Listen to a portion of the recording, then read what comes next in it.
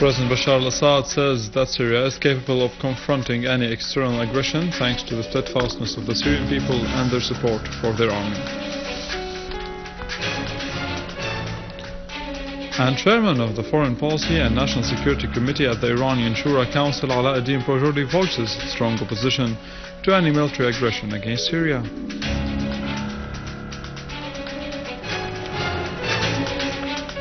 Lavrov says Washington's claims about Syrian army use of chemical weapons are unconvincing.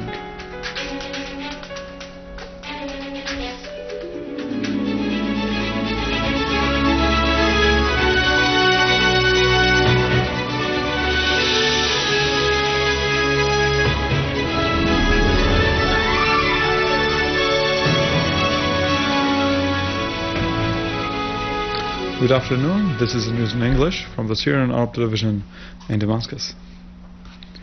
President Bashar al-Assad said that Syria is capable of confronting any external aggression thanks to the steadfastness of the Syrian people and their support for the army.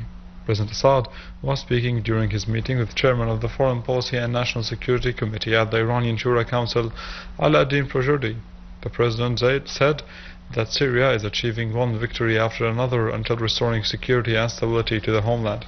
The President affirmed that the US threats will not discourage Syria from commitments to its principles and firm stances and combating terrorism backed by regional and Western countries, especially the US.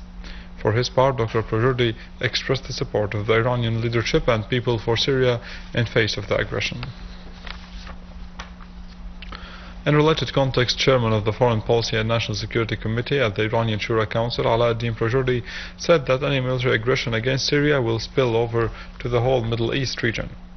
At a press conference at the Iranian embassy in Damascus, Addmair-Adra-Maida'a pointed out that instead of playing with fire, the Americans should go down the road of political solution, noting that the Americans' miscalculations have placed them in a predicament that they are struggling to emerge from, adding that Obama's administration should not have succumbed to the pressures of the Zionist lobby and the US administration hardliners.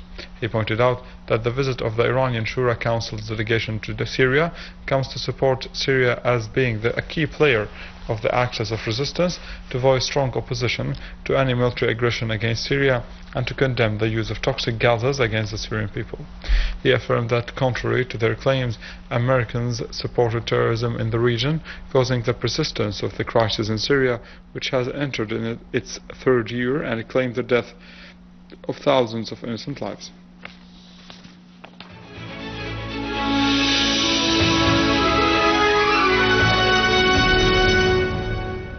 Russia asserted that proofs offered by the United States concerning the claims that the Syrian authorities used chemical weapons are not convincing at all.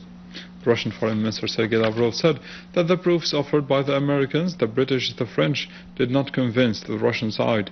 When Russia asked them for detailed proofs, they said such proofs were secret. Mr. Lavrov asserted again that Russia and China want to see a solution of the crisis in Syria through negotiations. Both countries called for solving disputes according to the UN Charter.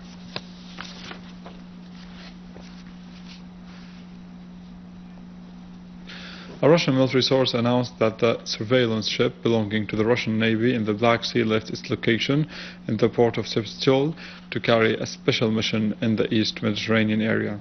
The ship would not join the Russian ships in the area, but it would work directly according to plans of the General Staff of the Russian Army.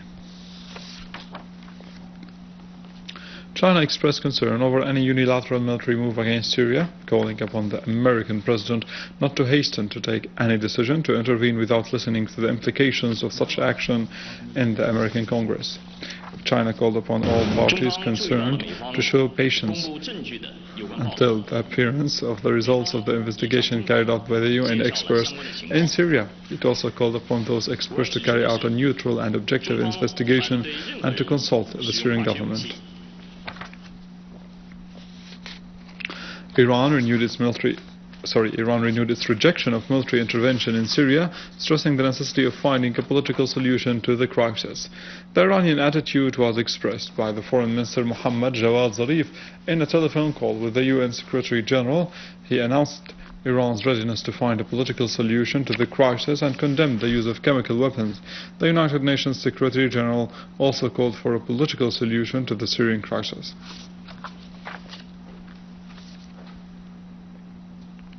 The Venezuelan Foreign Minister Elias Milano asserted his rejection of the use of force against Syria in his meeting with the Iranian Foreign Minister in Tehran. He stressed the necessity of using political methods and dialogue to solve the crisis instead of waging war.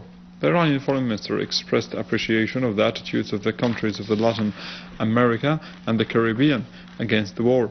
He asserted that the use of force would be illegal and would violate world peace and security.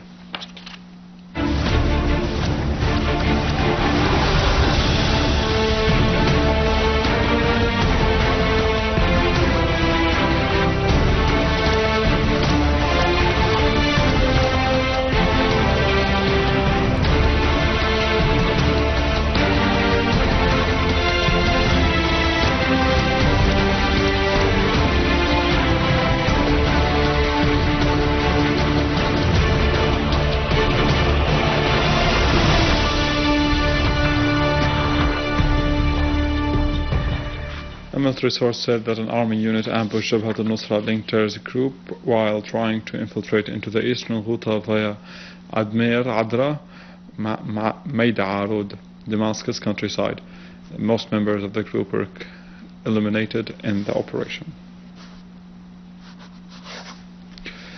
In Aleppo, an army unit destroyed several terrorist cars loaded with weapons on Deir Hafir al-Imam road on the countryside of the city. Another car loaded with mortar shells was destroyed in Al-Layramoun in the city of Aleppo. United States President Barack Obama has launched an intensive lobbying effort on Capitol Hill to gain lawmakers' approval for his proposal of a military strike against Syria. A White House official affirmed that Obama and Vice President Joe Biden intensified calls with members of the House of Representatives and Senate in an attempt to convince the members who oppose his military strike against Syria. The majority of the Americans oppose Obama's unilateral strike because of its repercussions at all levels. With this, we come to the end of our news for today. For more details, you can visit our website in English, www.syriaonline.sy. Stay with us after the break, the latest in economy and finance in our economic news.